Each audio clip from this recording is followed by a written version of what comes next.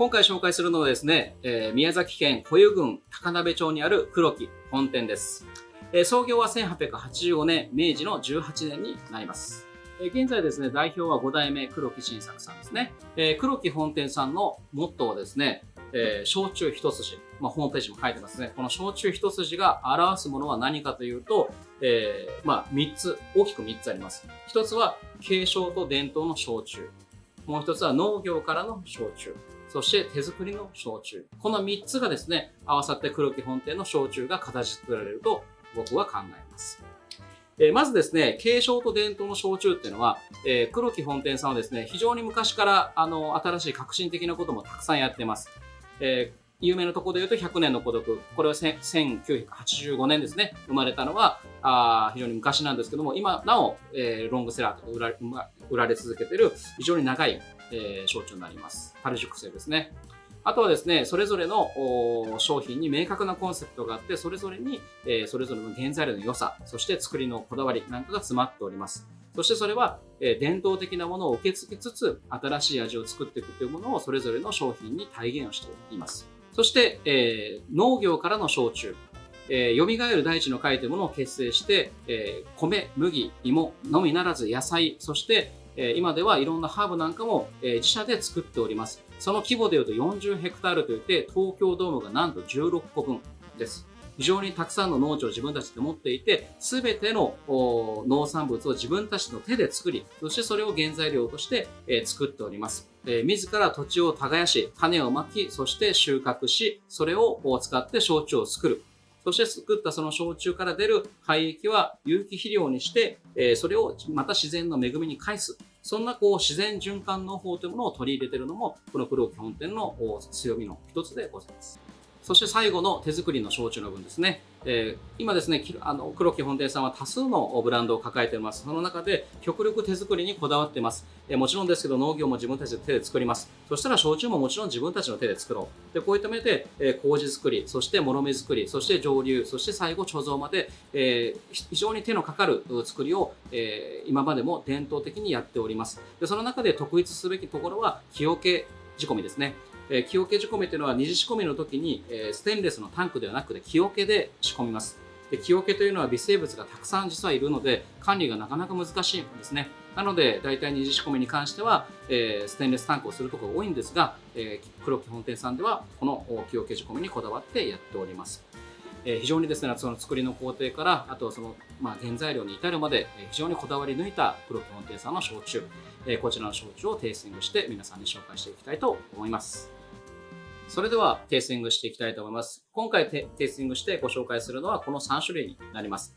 今回ですね、この記録の無花の新酒ですね。こちらとあとはこちらの9、そして100年の孤独の3つになります。この記録のこの無花なんですけども、これは2020年に仕込んで、無花無調整で出された限定版になります。で有機農法で育てた芋の風味がすごく柔らかく香るもので、通常の記録、通常のレギュラー版と比べてですね、高級脂肪酸といういわゆる旨味を感じる油の部分ですね、これがですね5倍から10倍含まれていると言われています。なのでものすごく実はこれは厚みがあって甘いんですよ。なのでそのまま飲んでも美味しいですけど、ぜひこれはお湯割りがおすすめかなと思います。そしてこの9なんですけども、これは14度で実は仕上げられております。この14度っていうのは通常の20度とか25度の宮崎の焼酎に比べたらもう本当に半分近いですよね。これは水割りの時の温度、度数っていうのと大体同じぐらいと言われています。どうせ割るんだったら最初からこれぐらいにしてもいいじゃないかっていうのがこの商品の開発のスタートになったそうです。そしてこの14度で一番香りが要は発揮できるような、非常にたくさんのこれはブレンドを含まれてこの商品ができています。でこれはですね、加水してね、この14度にした状態なので非常に食事と合うということで、食事とこのお酒を飲んで初めて縁になるというのでこの9という名前が付けられております。そしてこの100年の孤独は、発売は1985年、非常に古いんですが、今でも売られている、売れ続けているベストセラーになります。これはですね、樽熟成したもので、ホワイトオークの樽で、熟成したものが、ブレンドされています。4年、3年、4年、5年ですね、この熟成されたものが、今の現段階で売られているものは約15種類の、原酒のブレンドとなっていると言われています。では、この記録から飲んでいきます。あ、もうすっごい甘いですね。これぞ芋焼酎という感じがしますね。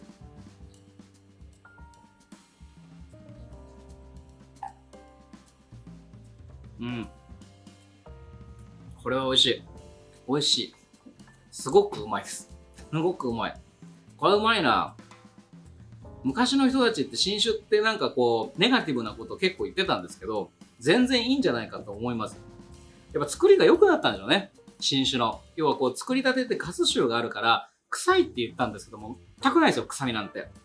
もう芋の甘い香りと、やっぱりこう、なんですかね、こう余韻と、ものすごい長いですね。これは、ロックだと多分ね、味締まると思います。味が締まって苦味になるので、これはでもやっぱお湯割りか、もう常温の水割りとかがいいかな。常温の水割り。あとは、缶漬けもいいんじゃないかなってしますね。もう前割りで割ったやつを缶にして飲むみたいなやつもなんか美味しそうな気がしますね。すごくいい。はい。次ちょっと9っていうのがあります。9はね、ちょっと事前に冷やしてます、少し。ああ、柔らかいですね。ちょっとわかりますかね、色がついてるんですね、9って。これなんかちょっと熟成された原酒が実はね、入ってるんですよ。だからこの芋由来のその柑橘類の皮っていうかね、こういうニュアンスと、あとこの白桃とか、ライチって言われて、この芋焼酎から来るフルーツコースね、これがちょっと出てくる。でもやっぱこう樽熟成の香ばしい感じもするという、このフルーツと樽香がなんか両方あるんですね。うん。あ、優しいですね。これもうちょっと大きいグラスで飲んでもいいかもしれないですね。ワイングラスぐらいで。美味しい。これ冷やしてもいいですし、この間教えてもらったのは、このQをぬる燗にするっていう。これもすごくいいです。ぬる燗にしておちょこで飲むっていうのがこのQの実は食事と一緒に本当に縁になる楽しみじゃないかっていう発見もこの間ありました。はい。次は100年の夫婦いきます。もうこれはね、もう定番ですから、かなりの回数飲みましたけど、うん、いいですね。もうバニラ香がすごい。バニラ香とやっぱり、これはね、麦です。麦焼酎。これはね、芋ですね。皆さんご存知の通り。これだけ麦です。もう上品で、多くと、あとアプリコットっぽいですね。あとやっぱちょっとシガーっぽい感じと、あとは、香りとしてはやっぱ麦の風味がふわっとしてきますね。うん。もうこれ文句なく美味しいです。嫌な感じが全くないですね。麦の感じが優しいんですよね。味わいとしては。で、チョコレートっぽい香りがふわっと抜けてって。もうそれこそ本当になんか、チョコレートと一緒のペアリングでも美味しいし、なんかお肉もね、合いそうですよね。結構しっかり焼いたお肉をちょっと食べながら、これ飲むっていうのはね、結構いいんじゃないかなと気がしますね。これもね、実はね、熟成されてますけどね、お湯割りも結構いいんですよ。お湯で割るとね、この香り、麦の香りがわーってまた立ってくるんで、これもぜひちょっと一回、お湯割りなんかでも試してみてもらいたいなと思いますね。焼酎ね、飲んだことない人、これ見てる方もいらっしゃると思うんですけど、すごく面白いですよ。個性的。もう、焼酎の、旨味を凝縮したもの。こんなのあるんだっていう、こう、フルーティーなタイプ。そして、樽熟成したものの、どっしりした、本格的な麦焼酎という、すごく面白いラインナップです。それでは、今回ですね、この100年の孤独を使ってカクテルを作っていきたいと思います。はい。では、カクテル作っていきます。使うのは100年の孤独です。で、あとはカンパリ、あとはベルモット、あとはウォッカとピーナッツバターです。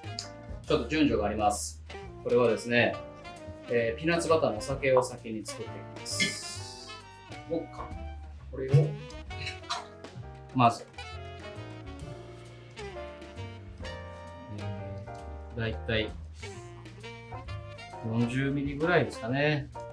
1杯分って作ることがあんまないので、本当はある程度まとめてこれは作るんですけど、これピーナッツバターのお酒をここで作ります。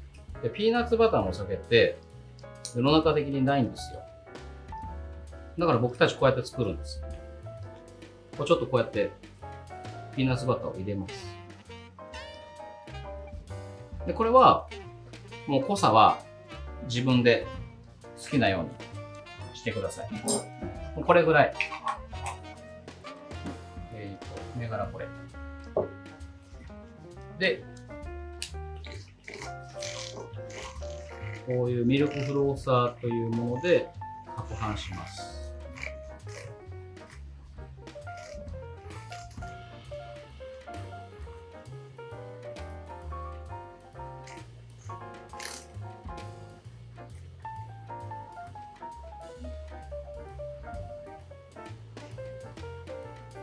結構混ざりづらいので、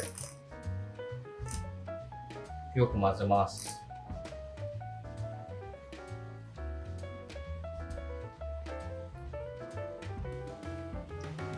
ちょっとウォッカを冷凍してるので、ちょっと溶けづらいんで少し溶けもあるんですけど、まあまあ溶けてれば大丈夫です。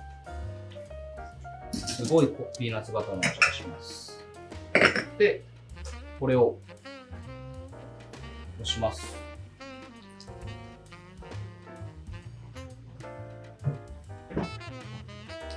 こういうやり方を結構取ることが多くて、なんかピスタチオのペーストとか、あとは、ジャムとか、あとレモンカードとか、そういったこう濁ったものをお酒に加えるときには、こうやってお酒と混ぜて、フィルターでこすと、ポタポタ落ちるんですね。で、これでピーナッツバターの使います。で、もし、1本丸々作りたいよとかって言った場合は、これが 240g あるんですけど、まあ、100g ぐらい。100g ぐらいとお酒1本混ぜてこういう風にやっておくと、ピーナッツバターのお酒ができます。はい。じゃあ、ちょっと置いといて。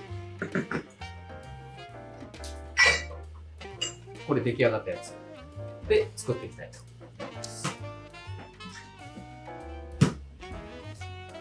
こんな感じで、100年のトロップが20ミリ。今回作るカクテルはネグローニっていうカクテルのちょっとアレンジになります。100年のカタプすっごい香ばしいので、こうやって麦のお酒っていうのは僕の中でイメージはパンなんです。もうパンの味と思ってます。で、このパンに塗って美味しいものは、この麦焼酎には入れても美味しいんです。なんでパンに塗って美味しいものは、バター、マーマレード、ピーナッツバター。合うんです、これが。ただ入れすぎちゃうと、やっぱり味が勝っちゃうので、10ミリぐらい。これで作ったやつの10ミリ。あと、カンパリ。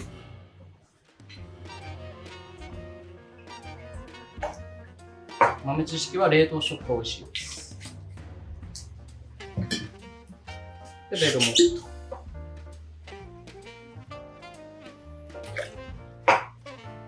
はい。で、材料はこれだけです。で、グラスの中に直接作ってもいいですし、少しこういう風に、まあ、プロだったら混ぜて作る方が美味しくできます。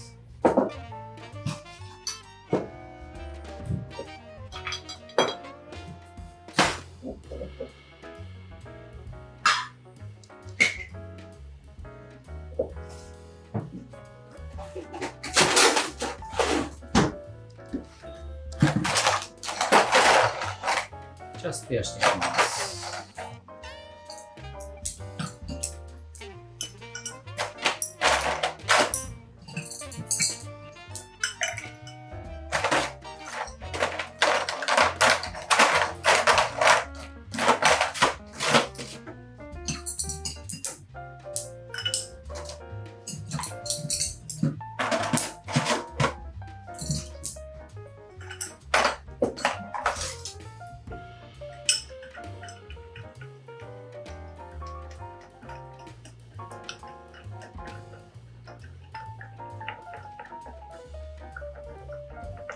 ネグローニっていうカクテルはもう世界で2番目に有名なカクテルで、2番目に売れてるカクテルですね。世界で一番売れてるのはオールドファッションと。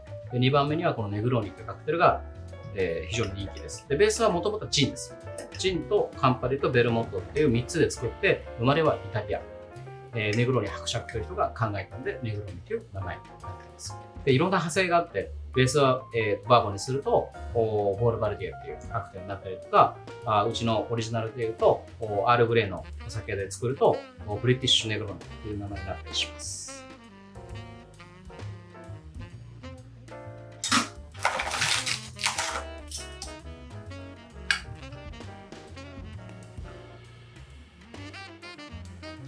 綺麗な色ですよね。はい。これで完成になります。100年の孤独で作るネグローニのアレンジになります。このカクテルの名前は、100年の孤独の後に来る忘れた頃に来た友達ということで、100年の友達。英名はフレンドシップという名前にしたいと思います。これは、ぜひ、一人でもいいし、気の置ける友達とバーでも一緒に飲んでもらいたいと思います。試飲していきたいと思います。100年の友達。香りは100年の孤独です。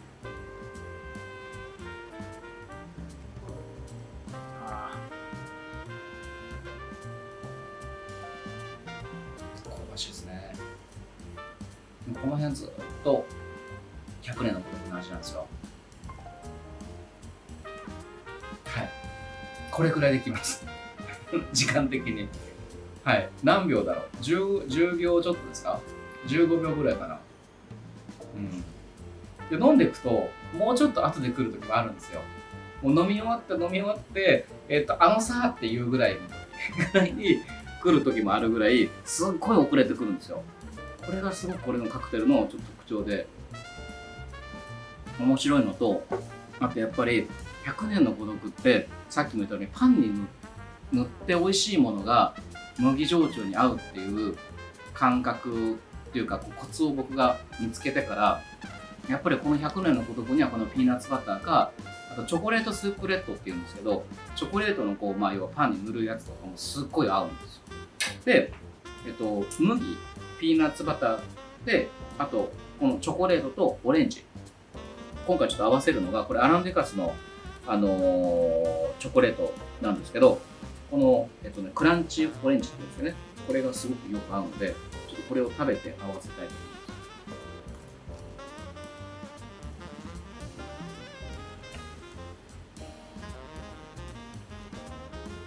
オレンジの皮とナッツをコーティングしているチョコレート。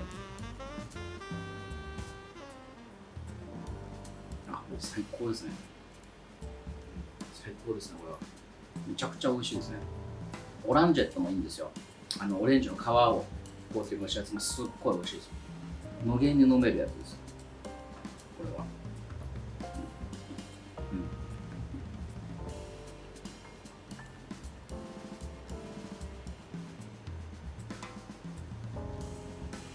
もう食べてる時に飲んでも全然大丈夫です。いつのタイミングでも合います。これも結構簡単なんで、ピーナッツバターをこすとこだけ、あれだけちょっと面倒なんで、もう本当に面倒だったら、もう100g ぐらいピーナッツバター入れて、ウォッカ入れて、で、こして、で、ある程度まとめて作って、で、これももう10杯分ぐらい一緒にまとめて作って瓶に入れて、で、冷蔵庫の中に入れとけば、好きな時に好きなだけ飲めるんで、そういうやり方も全然ありです。はい。ちょっと家庭ではもしかしたら難易度も高いかもしれないですけど、めちゃくちゃ美味しいです。ぜひやってみてください。ご視聴ありがとうございます。以上になります。